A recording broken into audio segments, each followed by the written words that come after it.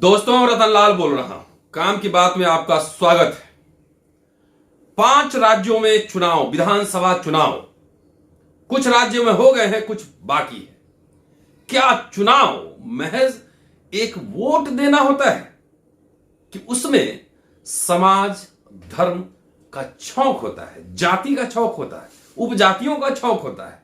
क्या होता है? यह सब मामला समझने के लिए चलिए मैं लिए चलता हूं सीधा दिलीप मंडल, प्रोफेसर दिलीप मंडल ने एक लेख छापा है, प्रिंट में आज ही छपा है, और बहुत बढ़िया शानदार उन्होंने एनालिसिस किया है सामाजिक ताने बाने का, धर्म का इत्यादि। उन्होंने लिखा है कि बीजेपी का सवर्ण तुष्टीकरण, सपा का ओबीसी मुसलमान और बीएसपी का ब्राह्मण दलित मुसलमान पर दांव। टिकटों का बंटवारा यह बताता है कि सभी दलों ने यह काम पार्टी की विचारधारा, संगठन के ढांचे और राजनीतिक दृष्टि के मुताबिक ही किया है। उत्तर प्रदेश में सभी दलों ने अपने राजनीतिक दांव चल दिए हैं। टिकटों के बंटवारे में और उसमें विभिन्न सामाजिक समूह को हिस्सेदारी देना और न देना भी राजनीतिक दांव होता है। इसलिए चुनावी विश्लेषण में टिकट बंटवारे की सामाजिक समीक्षा भी की जाती है। यह समीक्षा बताती है कि राजनीतिक दल विभिन्न सामाजिक समूहों को कितना महत्व देते हैं और किस तरह का सामाजिक समीकरण बनाने की कोशिश की जा रही है। राजनीति विज्ञानी और लंदन यूनिवर्सिटी के रॉयल होलोवे के पीएचडी स्कॉलर अरविंद कुमार, आपने कई बार उनका इंटरव्यू सुना होगा, अंबेडकर नामा पे। अरविंद कुमार ने उत्तर प्रदेश विधानसभा चुनाव में हिस्सा ले रहे प्रमुख दलों और गठबंधनों के उम्मीदवारों का अलग अलग सामाजिक लेखा जोखा प्रस्तुत किया है। दिलीप मंडल साहब लिख रहे हैं कि इनमें से कुछ आंकड़ों के आधार पर मैं एक तुलनात्मक अध्ययन करने की कोशिश करूंगा, जिसमें यह समझने में आसानी होगी कि पार्टियों ने टिकट किस तरह बांटे हैं और उनके सामाजिक समीकरणों का आधार क्या है।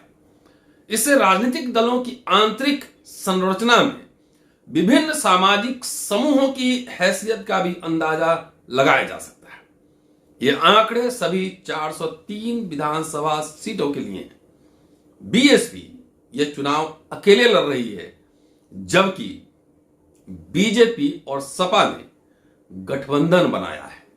अब चलिए चलते हैं पार्टी के अनुसार किस तरह से सामाजिक समीकरण बनाने की कोशिश की गई। तो सबसे पहले बीजेपी ने सबसे ज्यादा 173 टिकट हिंदू सवर्ण जातियों को दिए हैं। उनमें से ठाकुरों की हिस्सेदारी सबसे ज्यादा 71 सीटों की है। ब्राह्मणों को 68 टिकट दिए गए हैं। बीजेपी ने मुसलमानों को एक भी टिकट नहीं दिया है। गठबंधन पार्टनर, बीजेपी या गठबंधन पार्टनर अपना दल एस ने एक मुसलमान उम्मीदवार खड़ा किया है। बीजेपी के टिकट बंटवारे में ओबीसी की अच्छी हिस्सेदारी है, टोटल 143 दिया गया है, और ओबीसी में प्राथमिकता कुर्मी और मौर्य कुशवाहा को मिली है। बीजेपी ने सिर्फ रिजर्व सीट से एससी उम्मीदवार खड़े किए हैं। उनमें ज्यादा सीटें चमार जाटव 27 और पासी 25 टिकट इनको दिया गया है। अब आइए समाजवादी पार्टी के सोशल कंपोजिशन पे नजर डालते हैं। समाजवादी पार्टी ओबीसी को टिकट देने में सभी दलों से आगे रही। उसने 171 ओबीसी उम्मीदवार खड़े किए हैं। ओबीसी में प्राथमिकता 52 यादव, कुर्मी 37 इनको दी गई है, और पार्टी ने 63 मुसलमान और 39 ब्राह्मण उम्मीदवार भी खड़े किए हैं। एससी सीटों में सबसे बड़ा हिस्सा चमार जाटव 42 उनको दिया गया है। अब आइए बीएसपी के फॉर्मूले पर नजर डालते हैं। पार्टी ने मुसलमानों को 86, ब्राह्मणों को 70 और जाटवों को 65 टिकट दिए हैं। इन तीनों सामाजिक समूहों को सबसे ज्यादा टिकट बीएसपी ने ही दिए हैं। इसके अलावा 114 टिकट ओबीसी को भी दिए गए हैं, जिनमें कुर्मियों को 24, यादवों को 18 और मौर्य कुशवाहा को 17 टिकट मिले। अब देखिए टिकटों का बंटवारा यह बताता है कि सभी दलों ने यह काम पार्टी की विचारधारा, संगठन के ढांचे और राजनीतिक दृष्टि के मुताबिक ही किया है। टिकट बंटवारा यह भी बताता है कि भारत ने बेशक लोकतंत्र की शक्ल में एक आधुनिक शासन प्रणाली अपना ली है, लेकिन चुनाव सामुदायिक गोलबंदी के आधार पर ही लड़े जा रहे हैं। इन गोलबंदियों में जाति और धर्म प्राथमिक है। साथ ही यह भी पता चलता है कि भारत अभी भी समाज से कहीं ज्यादा समुदाय आधारित राजनीति के दौर में है। इन दलों के टिकट बंटवारे के आंकड़ों को अगर एक एक करके देखें तो कुछ दिलचस्प बातें सामने आती हैं। मिसाल के तौर पर बेशक बदल रहा है, समय बेशक बदल रहा है, लेकिन बीजेपी सावरकर के बताए हिंदुत्व के रास्ते पर ही चल रही है।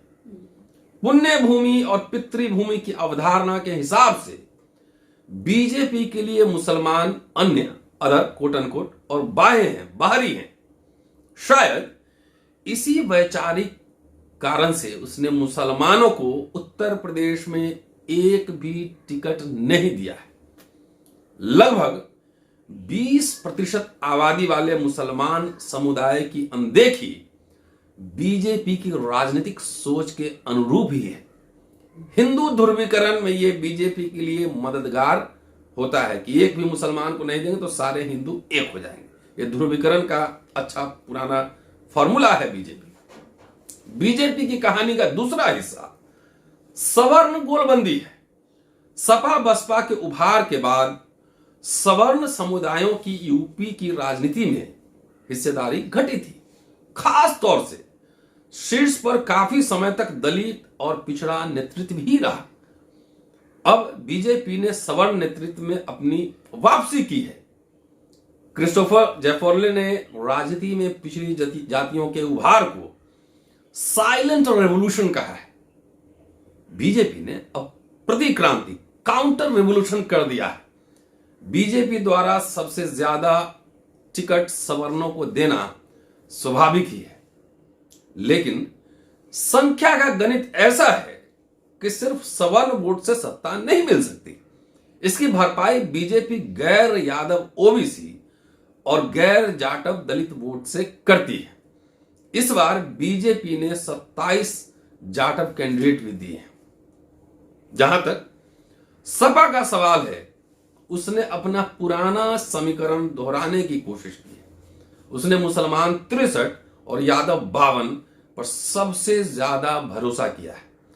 पश्चिमी यूपी में सपा गठबंधन ने 16 जाट कैंडिडेट दिए हैं और किसान आंदोलन पर सवारी करने की उसकी योजना है। सपा का गणित यह भी है कि ब्राह्मण बीजेपी और खासकर योगी आदित्यनाथ से नाराज है। यही सोचकर उसने 39 ब्राह्मण उम्मीदवार खड़े किए हैं।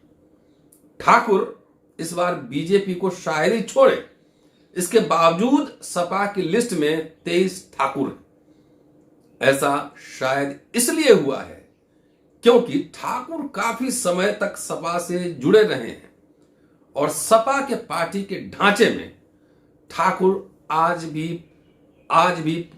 प्रभावशाली है।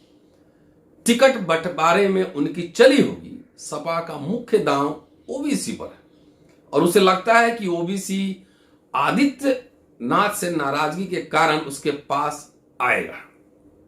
अब आइए बीएसपी का एनालिसिस बता रहे हैं कि बीएसपी मोटे तौर पर 2007 की रणनीति पर चल रही है। अब उसे पहली बार और अकेली बार अपने दम पर यूपी विधानसभा में बहुमत मिला था 2007 में।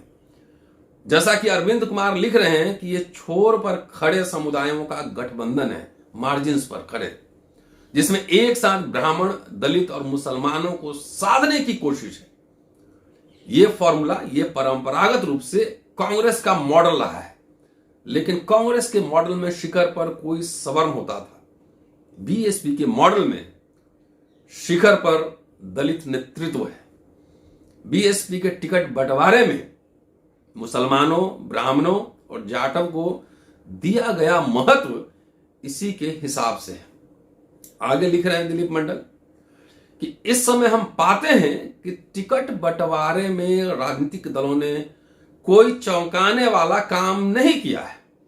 सबने अपना कोर वोटर समुदाय का ख्याल रखा है और संभावित पार्टनर समुदायों को लुभाने की कोशिश की है। अब कुछ बड़े सवाल मतदान में तय होने हैं और सवाल क्या है सुनिए, बहुत दिलचस्प है। पहला सवाल, क्या ब्राह्मण वोट बीजेपी को छोड़कर सपा या बसपा, समाजवादी या बहुजन समाज पार्टी की तरफ जाएगा? पहला सवाल। दूसरा, क्या बीएसपी अपना कोर वोट जाटव आधार बचा पाएगी जिसे समेटने की कोशिश सपा और बीजेपी भी कर रही है? तीसरा सवाल, क्या सपा का ओबीसी दांव सफल हो पाएगा? चौथा सवाल, क्या मुसलमान सपा और बीएसपी में बटेंगे या एक मुश्त किसी एक तरफ जाएंगे? पांचवा सवाल, और इन सब के अलावा क्या विकास अर्थात लोगों तक सीधे पैसा पहुंचाना, महंगाई, बेरोजगारी, कानून व्यवस्था, ये सब ऐसे मुद्दे हैं जो जाति और धर्म के बंटवारे पर भारी पड़ेंगे। डेवलपमेंट, बेरोजगारी, तमाम ये मसले हैं, क्या भारी पड़ेंगे? यूपी का चुनाव परिणाम इन सब बातों पर निर्भर रहेगा। शुक्रिया, पूरा वीडियो देखिए और पूरा वीडियो लगातार शेयर और सब्सक्राइब करते रहिए। शुक्रिया, जय भीम। मिलता हूं अगले एपिसोड में।